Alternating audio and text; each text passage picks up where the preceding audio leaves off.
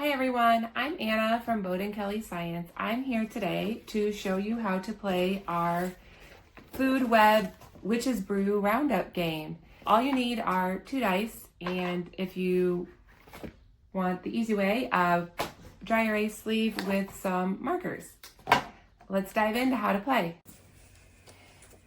For this game, there's 3 different boards or pages that you'll need. The first one is the board that both the partners use. It has the food web in it and the directions.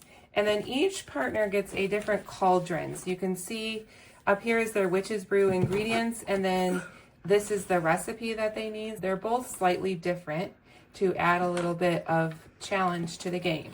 Each partner, I'm going to give each partner a cauldron.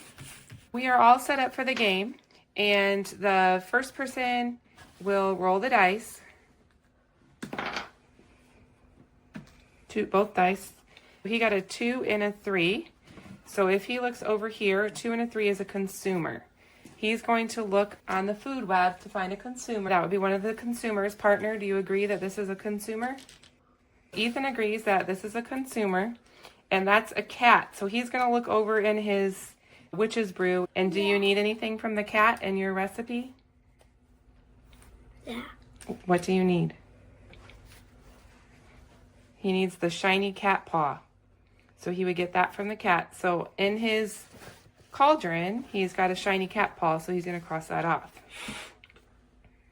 Now it's Ethan's turn. He got a 4 and a 4. Provides energy to cats.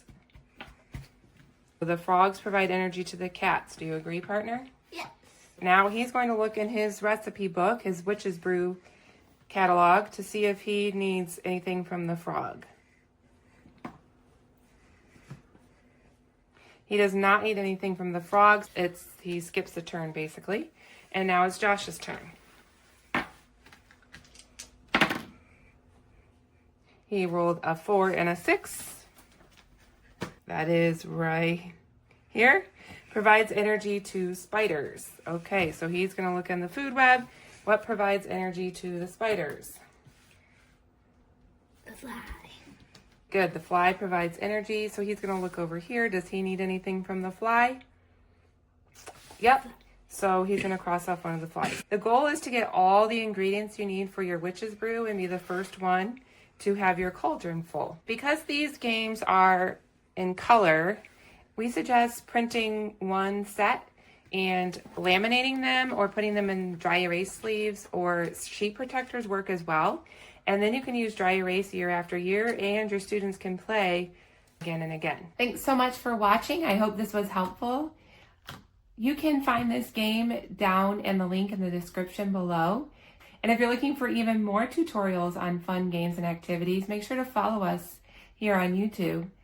Also, if you use one of our games or this game, make sure to tag us on Instagram. We love to hear about other classrooms and students getting to use our activities. Till next time.